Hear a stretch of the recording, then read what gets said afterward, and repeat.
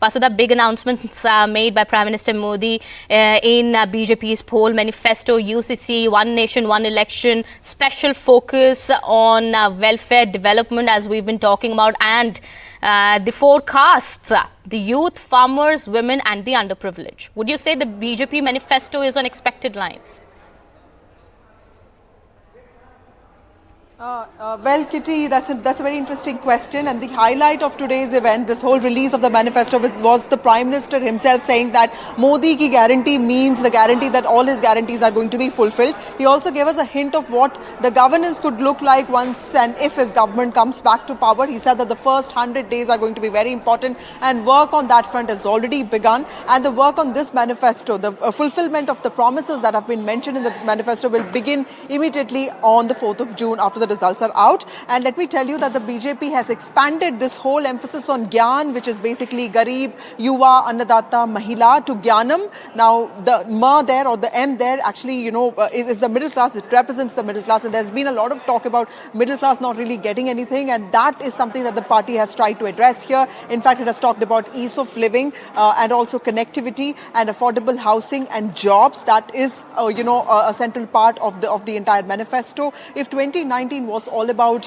doubling farmers' income and also, national security, beefing up security on India's borders, 2024 manifesto of the BJP seems to be more on the futuristic lines, in line with the Prime Minister's Viksit Bharat narrative, something that he has been talking about, of making India a developed nation by 2047. Some of the key takeaways also include talking, also building India to be this product nation in the coming years. He said that, the manifesto also talks about, making India, an innovation hub, pharma hub, manufacturing hub, semiconductors hub, and also, technology hub in the coming years. And this is also very futuristic, but it's in line with, what the Congress party criticized the government's PLI scheme, saying that it needs to be employer-centric because jobs are more important and jobless growth will not have any meaning in the country. So the BJP has tried to address that. It has also tried to address this other allegation and criticism of inflation, saying that the Garib ki Thali is going to be a central point of its governance, and the government will look at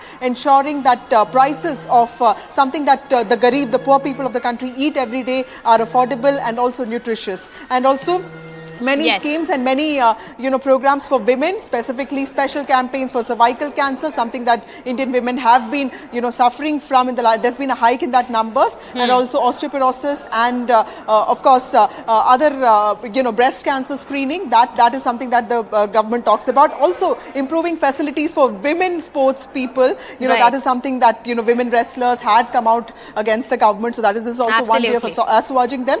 As with regard to the ideological promises, One Nation, One Poll and UCC, and no mention of NRC as yet, because last time it was phased implementation, but this time the focus is on UCC, and the Prime Minister himself said that that is very important for the nation's benefit. All right, you summed up all the details there, Vasudha. I'll come back to you. I am also being joined by my colleague Tanishq as well as Ratnadeep Chaudhary on the broadcast here. Let me go across to Tanishq here first. Tanishq, big promises that have been made by the BJP in its poll manifesto for the 2024 Lok Sabha elections. How are the people of UP looking at that? The promises that have been made, how is UP looking at that?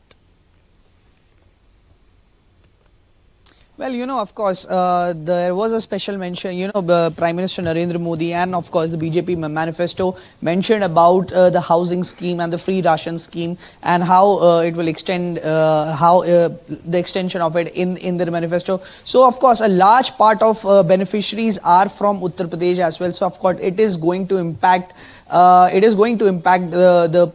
people of Uttar Pradesh. But apart from that, we of course know that Ram Mandir was one of the key poll promises earlier, and now that quote unquote that has been fulfilled. And but now the BJP is saying that they will of course take this forward, do more work for the development of Ayodhya city. Another key promise was made, but that the message of Ramayana will be taken across the world. So these were of course very important promises made by the BJP in its manifesto. But if we talk about the timing, of course the timing, it comes on the Ambedkar Jayanti. Today is B.R. Ambedkar Jayanti today, and the timing is very important because the opposition party, especially Congress and Samajwadi Party, have asked for a caste census. And they promised that they will do a caste census. And in fact, Samajwadi Party, the main opposition of the BJP in Uttar Pradesh, said that by 2025, they come to power, by 2025, they will get a caste census done. And quote unquote, the rights will be given to people by 2029. Of course, very important there as well. But yes, a lot of promises made by the BJP. How the opposition is going to counter the promises now that have been made in the BJP's poll manifesto, that remains to be seen. I'll come back to you, Tanishq. Well, 3 crore houses, cheap pipeline gas, 0 electricity bills. These are some of the focal points of the BJP's poll manifesto. Well, let me go across to my colleague Ratnadeep also here. Ratnadeep, special mention of eastern states as well as southern states that has been made by Prime Minister Modi during the announcement. Special trains for southern India as well as eastern India, bullet trains that have been announced. That's right. In fact, there is a focus on east and northeast and southern state this time for the BJP if they have to reach that figure of 370 plus seats in the parliament. And therefore, remember, not only northeast where BJP is strong at this moment, it is seen very strong with 25 seats in northeast in Lok Sabha, but also Bengal, there is a very tough battle with the Trinamool Congress. Odisha is a key state for the BJP where they want to increase their number of seats. So therefore the focus is there on east, and particularly in terms of improving the connectivity, but also announcements like free ration, like piped gas lines would be something that the people would be looking forward to. However, given the fact that UCC is a contentious issue, particularly in the northeast, in the tribal states where there are a lot of allies of the BJP who might not be on the same page as far as the UCC is concerned. However, Assam government has already said that after the Lok Sabha election, it is going to bring its own legislation for the UCC. So therefore, that would remain contentious. But the fact that the NRC is not mentioned is something which would be something which perhaps in Manipur it will have its implications, because in Manipur, remember, after last year's violence, there was a strong demand of NRC to be made in Manipur. So therefore, that would be something that BJP will have to deal with Manipur. However, we'll get to know tomorrow when Union Home Minister Amit Shah reaches there, his first poll rally in Imphal. But overall, if you see for the northeast, for East India, there is a reach out, and this reach out is in terms of talking about the developmental politics of the Modi government, and also infrastructure, connectivity, and reaching out to the women, the youth. Schemes that helps in terms of reducing the overall costings of running a house for a lower middle class or the middle class is something which the BJP has focused upon, and this is something which might be able to resonate with the voters in this region.